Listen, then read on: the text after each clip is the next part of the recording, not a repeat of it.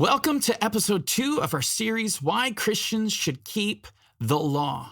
I want to open up today by taking you to one of the most important and significant passages in the Bible in regard to our topic of why Christians should keep the law.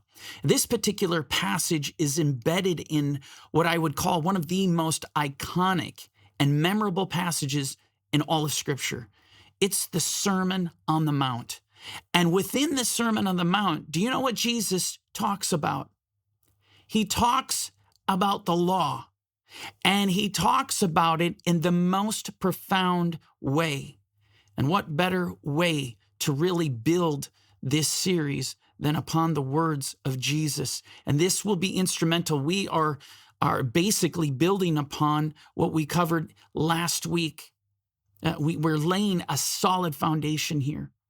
And so in Matthew 5:17, we read this. He says, do not think, me nami sete, in the Greek, do not think that I came to destroy the law and the prophets. I did not come to destroy, but to fulfill.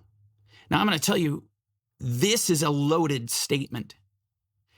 There's a lot here to take in. There's a lot to digest. The first thing I want to bring to your attention is this, that this statement in its historical context doesn't make any sense whatsoever. It couldn't be more out of left field, more bizarre. And why do I say that? Well, I say that because of the following.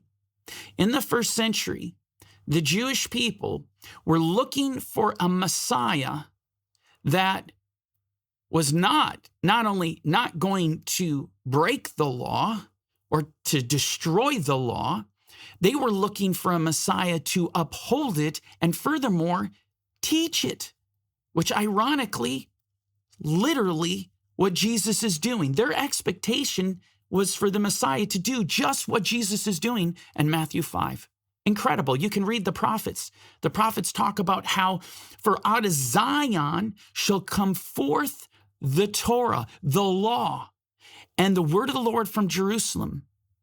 And what it says specifically, collaborating with this term, the law, he will teach him, or he will teach them his ways. Specifically identifying the ways of the Lord with the law. And do you understand? This is the expectation of the Messiah that was to come, that he would actually teach the law. He would teach the Torah. Absolutely profound. Why, pray tell, is Jesus coming on the scene and saying something that they would never expect to see? This particular group that is involved here, these are his disciples. They believe he is the Messiah. Why is he saying this? I'm going to tell you exactly why he is saying this. It is prophecy. This is a prophetic warning. Jesus knew exactly what men would do to his law in his name. He knew. And, if there was any question as to the validity of how necessary this prophecy is and this prophetic warning is, and how it was a legitimate warning, just look around you today in the church. Look at what is happening. Look at the belief and the ideology of professing Christians in regard to the law of God. And consider well, oh my goodness, God help us. The enemy has breached the walls of the church. Absolutely incredible. If there was any generation that ever needed to heed these words, it is this generation we're living in. Let me highlight this at the end. He says, I did not come to destroy, but to fulfill. Plerao, or the inflected is plerosai. He came to fulfill. So he starts off by saying, you know what, me nami sete, don't you dare think, not for a moment, don't even ponder, don't even contemplate the idea that my mission was to come and destroy the law, to do away with the law. Do not do that. Don't go there. What you are to understand is he came to plerao or plerosai. He came to fulfill. Fulfill this plerao in Jesus' own context, in his own teaching, is a direct contradiction to that of destruction, which leads us to the question, what is he talking about in regard to fulfilling? Well, firstly, we can safely say with no reservation, we're talking about messianic prophecy here, right? And this term is used specifically in the New Testament in that context over and over again. And all you need to do, again, go back to the Torah, the law, go back to the prophets. All these prophecies, whether I'm talking about Genesis 22, whether I'm talking about Psalm 22, whether I'm talking about Zechariah 12, whether I'm talking about Isaiah 53, whatever the case may be, Jesus came to fulfill those prophecies, to accomplish them. And not just that, but also these prophetic typologies. You know, there's a saying in traditional Judaism, the ma'aseh avot siman lebanim, the deeds of the fathers are a sign for the children. The things that happened before will happen again, and ultimately with the Messiah. Just as Israel would end up going to Egypt, what happened to the Messiah? Jesus, when he came, when the word became flesh, was taken into Egypt. It's absolutely incredible, and we could go down there. We're not going to do that today. But it just goes to show that we understand that this is what is being referred to as fulfill. But that's not it.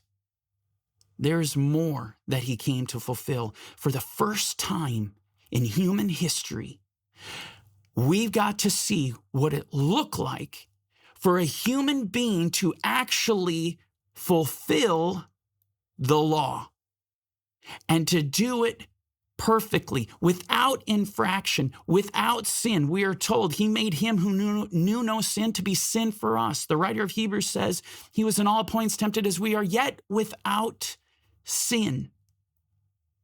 And so it's not simply a statement that, hey, he came and fulfilled messianic prophecies. Those prophecies would have never been fulfilled had he not fulfilled righteousness, had he not been, as Peter calls, the pure and spotless lamb. He was without spot and blemish.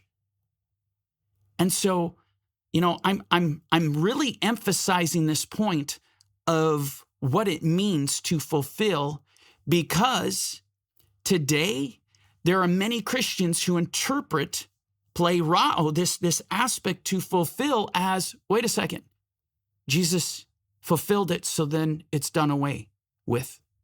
Now, you see how insane that is, right? We're not even talking about two different passages in two different books. We're talking about the same verse. What literally begins with, don't even go there thinking that my mission was to come and destroy the law. And what's absolutely astonishing is by the time you get to the end of the verse and people read that Jesus came and fulfilled it, they literally come to the conclusion that Jesus said, don't do it. I mean, you cannot make that stuff up. They come to the conclusion, oh, because he fulfilled it, well, now we don't have to. Because he fulfilled it, now the law is done away with.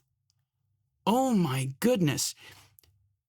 This is how we know there are demonic spirits and principalities and power, spiritual host of wickedness involved in attacking the gospel, even specifically Jesus' own teachings. And they're so convincing and sophisticated that they can turn the literal same verse up on its head, remove the entire meaning out, and redefine what it means for Christ to fulfill. That is an incredible thing. That to the end of my life, I will not stop being stupefied that this is able to happen. Now, that said, I want to push forward. Let's get a little more context. Jesus is going to double down on this statement that he just made, that don't you dare think that my mission is to destroy the law, to do away with the law. That's not why I came. I came to do the contrary. I actually came to fill up, to plerao, to fulfill it, to walk it out. That's all we have time for today. Look forward to seeing you in the next episode. Lord bless you.